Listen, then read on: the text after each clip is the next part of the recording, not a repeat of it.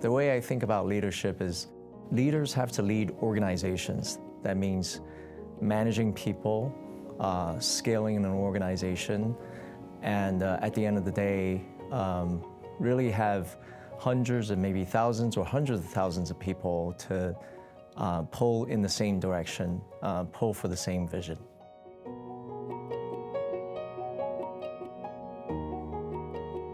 I can't remember a setback during law school, but some of the big setbacks was after I just graduated from law school. I worked in a law firm, and I was on an assignment, was trying to draft a document. I had no idea how to draft the document. And I believe it was something like a, employee stock option plan or something like that. And I had to look up precedents and look at some of the other, what the other lawyers have done. I remember staying up at 4 in the morning and literally just broke down and cried. That was the first time for me to, not being able to do something, and I was looking for help. And that was an experience that taught me, well, in hindsight, you have to go through moments like that, kind of the sense of helplessness, and then you pick yourself back up and figure out a solution to go forward. And I think in life you have to live through those setbacks because if you haven't personally experienced those things, it's hard for you to imagine how to find the solution for it. A leader in crisis is the lowest maintenance person in the room. You need to care about other people, try to solve other people's problems rather than presenting the problem for other people to solve. And I think that's very important. In a crisis situation, it's very, very easy to blame others. And invariably, that ends up in a very divisive environment. Now, we've seen this in business, we've seen this in politics. I think, leaders have to be in a problem-solving mode, stabilize the environment, stabilize the troops if you're managing people, and then get into problem-solving mode very, very quickly.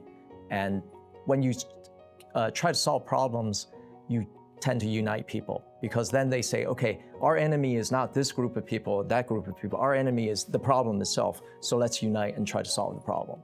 I talked about this in terms of training leaders and, instilling a sense of leadership in people is to put them into a position where they are being scrutinized. They have to be very transparent, because then you have to think through your decisions and you have to communicate your decisions. For the Yale Law students now that are in law school, not to think too much about how to plan out your career path for the next 5, 10 years.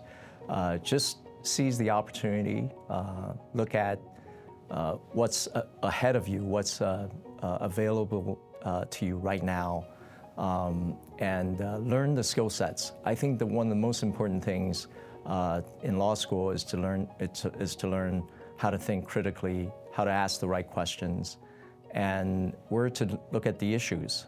I think we're taught in law school to spot issues and sift through tons of facts and find that one or two things that's really relevant, really important. I think that fundamental skill set is still very important.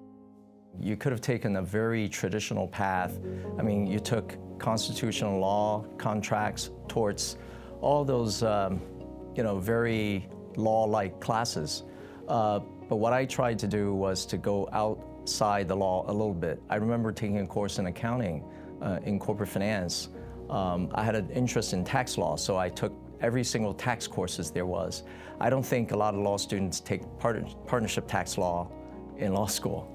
And so I think having a Tsai Leadership Program with an academic curriculum, with an expanded curriculum, what we can do is to teach students to think about their career not as a straight path. Maybe it's not about getting the clerkship and then the law firm and then to partnership in a firm.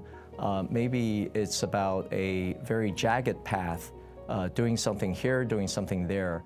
What happens after that is you have a diversity of experience. Then you can actually have better information to choose what you really want to do when you grow up.